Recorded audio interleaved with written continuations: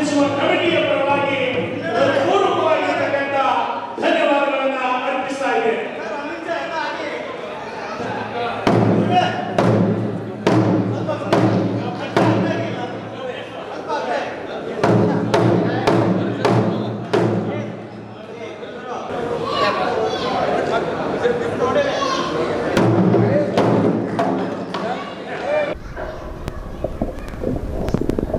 ಸಮಯದ ಅಭಾವ ಆಗಿರೋದ್ರಿಂದ ವೇದಿಕೆ ಮೇಲಿರುವ ಪ್ರತಿಯೊಬ್ಬ ಗಣ್ಯರಿಗೆ ನಮಸ್ಕರಿಸ್ತಾ, ಈಗಾಗಲೇ ಮಾರುತಿ ಶಾಲಿಮನಿಯವರು ಎಲ್ಲ ವಿಚಾರಗಳನ್ನು ಹೇಳಿದ್ದಾರೆ.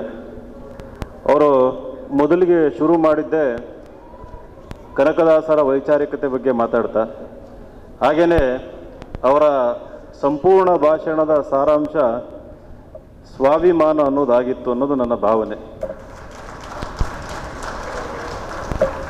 ಅವ್ರು ಮಾತಾಡಬೇಕಾದ್ರೆ ಕನಕದಾಸರೇ ಅವ್ರನ್ನ ಕಳಿಸ್ಬಿಟ್ಟು ನಮ್ಮನ್ನೆಲ್ಲ ಬಡದೆಪ್ಸೋದಕ್ಕೆ ಅಂತಂದು ನನಗೆ ಅನ್ನಿಸ್ತು.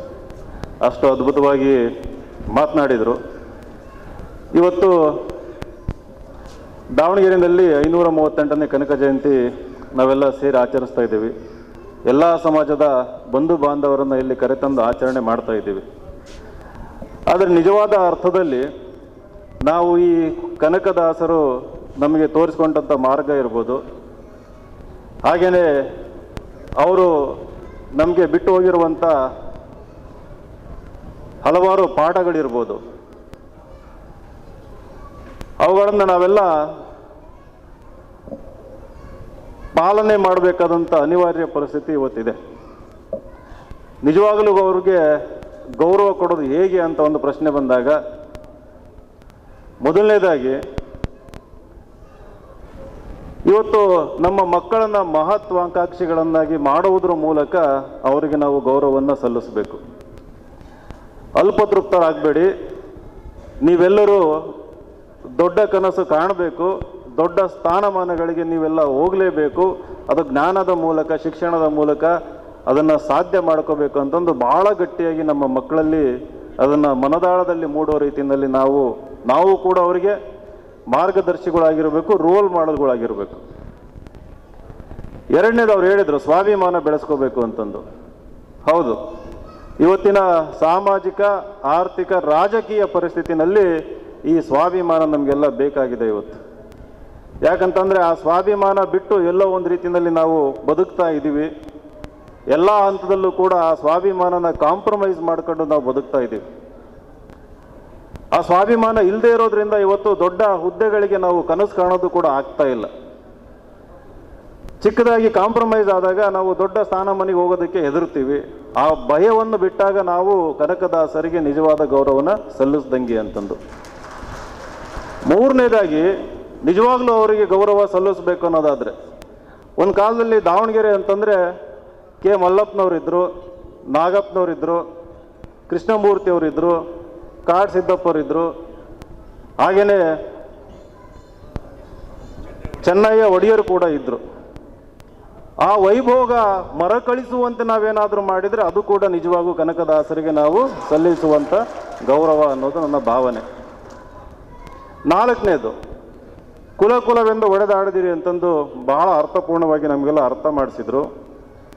ಕೇವಲ ಕುರುಬರು ಅಷ್ಟೇ ಬೆಳೆಯೋದಲ್ಲ, ಎಲ್ಲ ಸಮಾಜದವರು, ಅದರಲ್ಲೂ ಅತ್ಯಂತ ಹಿಂದುಳಿದ ಸಮಾಜದ ಬಂಧುಗಳನ್ನು ನಾವೆಲ್ಲ ಜೊತೆಯಾಗಿ ಸೇರಿಸ್ಕೊಂಡು ಅವರ ವಿಶ್ವಾಸ ಗಳಿಸಿ ನಾವು ಬೆಳೆಯೋದ್ರ ಜೊತೆಗೆ ಅತ್ಯಂತ ಹಿಂದುಳಿದ ವರ್ಗಗಳನ್ನು ಕೂಡ ಬೆಳೆಸೋದ್ರ ಕಡೆಗೆ ನಾವು ಗಮನ ಹರಿಸಿದರೆ ಅದು ಕೂಡ ನಿಜವಾಗ್ಲೂ ಕನಕದಾಸರಿಗೆ ಸಲ್ಲಿಸಿದಂಥ ಗೌರವ. ಇದೀಗ ತಾನೇ ಅಧ್ಯಕ್ಷರು ಬಯಲುಸೀಮೆ ಅಭಿವೃದ್ಧಿ ನಿಗಮ ಚಿತ್ರದುರ್ಗ ಇವರಾಗಿರ್ತಕ್ಕಂಥ HB ಮಂಜಪ್ಪನವರು ಆಗಮಿಸಿದ್ದಾರೆ. ಅವ್ರನ್ನ ಆತ್ಮೀಯವಾಗಿ ವೇದಿಕೆಗೆ ಬರಮಾಡಿಕೊಳ್ತಾ ಅವರಿಗೆ ಆದರದ ಸ್ವಾಗತವನ್ನ ಬಯಸ್ತಾ ಇದ್ದೇನೆ. ಸರ್, ಕಂಟಿನ್ಯೂ ಮಾಡಿ.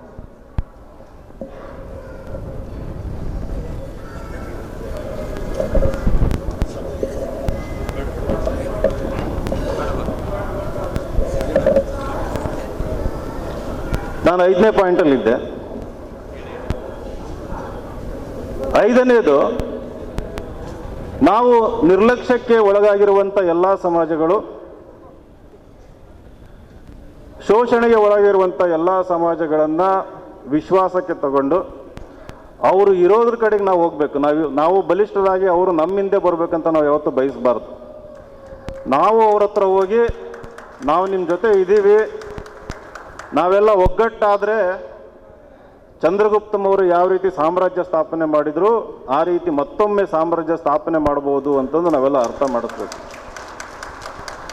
ಇದನ್ನೆಲ್ಲ ಅರಿತು ನಾವು ಗಟ್ಟಿಯಾಗೋದು ಅಂತಂದ್ರೆ ಸಾಮಾನ್ಯ ಜನರು ಗಟ್ಟಿಯಾಗಬೇಕು. ಸಂದರ್ಭಗಳು ಬಂದಾಗ, ನಿರ್ಧಾರ ತಗೊಳ್ಳೋ ಸಂದರ್ಭ ಬಂದಾಗ ಯಾವನಿಗೂ ವಂಚದಂಗೆ, ಯಾರಿಗೂ ವಂಚದಂಗೆ ಗಟ್ಟಿ ನಿರ್ಧಾರ ಯಾವಾಗ ತಗೊಳ್ತೀವಿ ಅವಾಗ ನಾವು ಕನಕದಾಸರಿಗೆ ತೋರಿಸಿದಂಥ ನಿಜವಾದ ಗೌರವ ಅಂತ ನಾನು ಭಾವಿಸ್ತೀನಿ. ಆ ಸಂದರ್ಭ ಬರೋದಕ್ಕೆ ಇನ್ನೂ ಬಹಳಷ್ಟು ಸಮಯ ಬೇಕು ಅಂತ ಭಾವಿಸ್ತೀನಿ. ಯಾಕಂತಂದ್ರೆ ನಮ್ಮ ಶಿಕ್ಷಣದ ತಳಹದಿ ಫೌಂಡೇಶನ್ ಬಹಳ ವೀಕ್ ಇದೆ. ಒಳ್ಳೆ ಶಿಕ್ಷಣ ಇಲ್ಲ ಅಂದರೆ ಸಂಘಟನೆ ಇಲ್ಲ ಅಂತಂದರೆ ಸ್ವಾಭಿಮಾನ ಬರೋದಿಲ್ಲ. ಹಾಗಾಗಿ ಶಿಕ್ಷಣಕ್ಕೆ ಬಹಳ ಮುಖ್ಯವಾದಂಥ ಆದ್ಯತೆಯನ್ನು ಕೊಡಬೇಕಾದಂಥ ಅನಿವಾರ್ಯತೆಯೂ ಕೂಡ ಇವತ್ತು ನಮ್ಮೆಲ್ಲ ತಳ ಸಮಾಜಗಳಲ್ಲಿ ಇದೆ. ನಾವು ಯಾರ್ದೋ ಕೈಗೊಂಬೆಯಾಗಿ ನಾವು ಇವತ್ತು ನಮ್ಮ ಸಮಾಜದ ಅಭಿವೃದ್ಧಿಯನ್ನು ಇನ್ನೊಬ್ಬರ ಕೈಯಲ್ಲಿ ಕೊಟ್ಟು ಅವರು ಆಶೀರ್ವಾದ ಮಾಡಿದಾಗ ನಮ್ಮ ಸಮಾಜದ ಅಭಿವೃದ್ಧಿ ಆಗುತ್ತೆ. ಅವರ ಆಶೀರ್ವಾದ ಮಾಡಿದಾಗ ನಮಗೆಲ್ಲೋ ಒಂದು ಸೈಡ್ ಸಿಗುತ್ತೆ, ಅವರ ಆಶೀರ್ವಾದ ಮಾಡಿದಾಗ ನಮ್ಗೆ ಇನ್ನೇನೋ ಕಟ್ಟಕ್ಕಾಗುತ್ತೆ ಅಂತಂದು ಕಾದು ಕುಳಿತಾ ಇದ್ದೀವಿ. ನಾವು ಕಾದು ಕೂರುವಂಥ ಸಮಾಜದವರಲ್ಲ. ಕನಕದಾಸರು, ಚಂದ್ರಗುಪ್ತ ಮೌರ್ಯವರು ಅವರ ರಕ್ತ ಹರಿತಿರುವಂಥ ಸಮಾಜ ಅನ್ನೋದನ್ನು ನಾವೆಲ್ಲ ಅರ್ಥ ಮಾಡ್ಕೋಬೇಕು. ಇವೆಲ್ಲ ಅರ್ಥ ಮಾಡ್ಕೊಳ್ಳಿಲ್ಲ ಅಂತಂದರೆ ಅವಾಗ ಕೆಲವೊಬ್ರು ಹೋರಾಟಗಾರರು ಬರ್ತಿರ್ತಾರೆ, ಹೋಗ್ತಿರ್ತಾರೆ.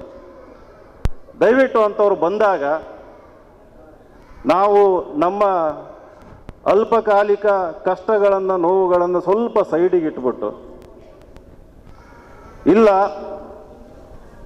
ಈ ರೀತಿ ಅವಾಗವಾಗ ಕಾಲಚಕ್ರದಲ್ಲಿ ಕೆಲವೊಂದು ಘಟನೆಗಳು, ಕೆಲವು ವ್ಯಕ್ತಿಗಳು ಬರ್ತಾ ಇರ್ತಾರೆ, ಅವ್ರ ಜೊತೆ ನಾವು ಇರಬೇಕು, ಅವರಿಗೆ ನಾವು ನೈತಿಕ ಬೆಂಬಲ ಕೊಡಬೇಕು ಅನ್ನೋದನ್ನು ಕೂಡ ನಾವು ಜಾಗೃತರಾಗಿ ನಮ್ಮ ಮನಸ್ಸೊಳಗೆ ಗಟ್ಟಿ ಮಾಡ್ಕೋಬೇಕು. ಯಾಕಂತಂದರೆ ಇನ್ನೇನು ನಮ್ಮ ಸಮಾಜದ ಬಹಳ ಹೆಮ್ಮೆಯ ನಾಯಕರಾದಂಥ ಶ್ರೀ ಸಿದ್ದರಾಮಯ್ಯನವರು, ಅವರು ನಮ್ಮ ಸಮಾಜಕ್ಕೆ ಬೇಕಾದಂಥ ಘನತೆ, ಗೌರವ ಎಲ್ಲವನ್ನೂ ತಂದುಕೊಟ್ಟಿದ್ದಾರೆ. ಒಬ್ಬ ಅತ್ಯಂತ ಹಿಂದುಳಿದ ಸಮಾಜಕ್ಕೆ ಸೇರಿದಂಥ ವ್ಯಕ್ತಿ 16 ಬಾರಿ ಫೈನಾನ್ಸ್ ಮಿನಿಸ್ಟರ್ ಆಗ್ಬೋದು ಅಂತ, ಜೊತೆಗೆ ಮುಖ್ಯಮಂತ್ರಿ ಆಗ್ಬೋದು ಅನ್ನೋದನ್ನು ಕೂಡ ತೋರಿಸಿದ್ದಾರೆ. ಮುಂದಿನ ದಿನಗಳಲ್ಲಿ ಒಂದು ಹೆಜ್ಜೆ ಮುಂದೋಗಿ ಈ ರೀತಿ ಸಮಾಜಗಳಿಗೆ ಸೇರಿದಂಥ ವ್ಯಕ್ತಿಗಳು ಸ್ವಂತ ಶಕ್ತಿಯಿಂದ ಭಾರತ ದೇಶದ ಪ್ರಧಾನಮಂತ್ರಿಗಳು ಕೂಡ ಆಗ್ಬೋದು ಅನ್ನೋದನ್ನು ನಾವೆಲ್ಲ ತೋರಿಸ್ಬೋದು. ಆ ಸಾಮರ್ಥ್ಯ ನಮ್ಮಲ್ಲೆಲ್ಲ ಇದೆ.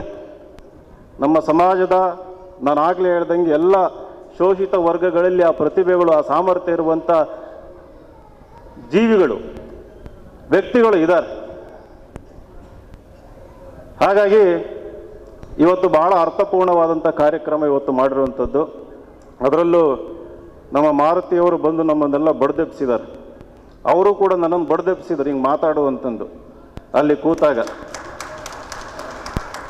ನಾನು ಕೂಡ ಕನಕದಾಸರ ಚರಿತ್ರೆ ಮಾತಾಡೋನಿದ್ದೆ, ಇಲ್ಲ ಬಡ್ದೆಬ್ಸಿದ್ರು, ಸ್ವಾಭಿಮಾನ ಅಂತ ಹೇಳ್ಬಿಟ್ರು. ಹಾಗಾಗಿ ಬಡ್ದೆಬ್ಸಿರೋದ್ರಿಂದ ಈ ಮಾತುಗಳನ್ನು ನಾನು ಆಡಿದ್ದೇನೆ. ನೀವೆಲ್ಲ ದೊಡ್ಡ ದೊಡ್ಡ ಹಿರಿಯರೆಲ್ಲ ಬಂದಿದ್ದೀರಿ ಇವತ್ತು. ನಿಜವಾಗಲೂ ಕೂಡ ಕನಕ ದಾಸರ ಬಗ್ಗೆ ಭಕ್ತಿ ಇರುವಂಥ ವ್ಯಕ್ತಿಗಳು ಇವತ್ತು ಬಂದಿರುವಂಥದ್ದು, ಇಲ್ಲಿ ಸೇರಿರುವಂಥದ್ದು. ಹಾಗಾಗಿ ನಾವೆಲ್ಲರೂ ಒಗ್ಗಟ್ಟಾಗಿ ಅವ್ರು ಹಾಕಿಕೊಟ್ಟಂಥ ಮಾರ್ಗದಲ್ಲಿ ನಾವು ಮುಂದುವರಿಯೋಣ. ಈಗ ಪ್ರಸ್ತುತ ಸಿದ್ದರಾಮಯ್ಯನವರು ಹಾಕಿಕೊಟ್ಟಂಥ ಮಾರ್ಗವನ್ನು, ಅವರೊಂದು ತೇರನ್ನು ಇಲ್ಲಿ ತನಕ ತಂದು ನಿಲ್ಲಿಸಿದ್ದಾರೆ. ಅದನ್ನು ಮುಂದೆ ಎಳ್ಕೊಂಡು ಹೋಗುವಂಥ ಜವಾಬ್ದಾರಿ ನಮ್ಮೆಲ್ಲರ ಮೇಲಿದೆ. ಹಾಗಾಗಿ ಒಂದು ಅಂತ್ಯ ಆದಮೇಲೆ ಇನ್ನೊಂದು ಆರಂಭ ಆಗಬಾರ್ದು. ನಾವು ಒಂದು ಅಂತ್ಯಕ್ಕೆ ಕಾಯಬಾರ್ದು. ಅದು ಅಂತ್ಯ ಆದಮೇಲೆ ನಾವು ಶುರು ಮಾಡ್ತೀವಿ ಅಂತಂದು ಆ ಶಕ್ತಿಗಳು ನಮ್ಮ ಜೊತೆ ಇದ್ದಾಗಲೇ, ಅವರ ಆಶ್ರಯದಲ್ಲಿ, ಅವರ ಮಾರ್ಗದರ್ಶನದಲ್ಲಿ, ಅಥವಾ ಅದು ಸಿಗಲೇ ಇಲ್ಲ ಅಂತಂದರೆ ಅವರು ದ್ರೋಣಾಚಾರ್ಯರಂತ ಭಾವಿಸಿ ನಾವೆಲ್ಲ ಏಕಲವ್ಯರು ಅಂತ ಅಂದ್ಕೊಂಡು ನಾವು ಮುಂದುವರಿಯುವಂಥ ಕೆಲಸಗಳನ್ನು ನಾವು ಮಾಡಬೇಕು. ಬಹಳ ಹೆಚ್ಚಾಗಿ ಮಾತಾಡಿದರೆ ಕ್ಷಮಿಸಿ, ನಮ್ಮೂರು ದಾವಣಗೆರೆ, ಹಾಗಾಗಿ ಈ ಮಾತುಗಳನ್ನು ಹೇಳಲೇಬೇಕು ಅಂತಂದು ಇವತ್ತು ಈ ವೇದಿಕೆಯಲ್ಲಿ ಹೇಳಿದ್ದೀನಿ. ನಿಮಗೆಲ್ಲ ವಂದಿಸಿ ನನ್ನ ಮಾತು ಮುಗಿಸ್ತೀನಿ. ನಮಸ್ಕಾರ.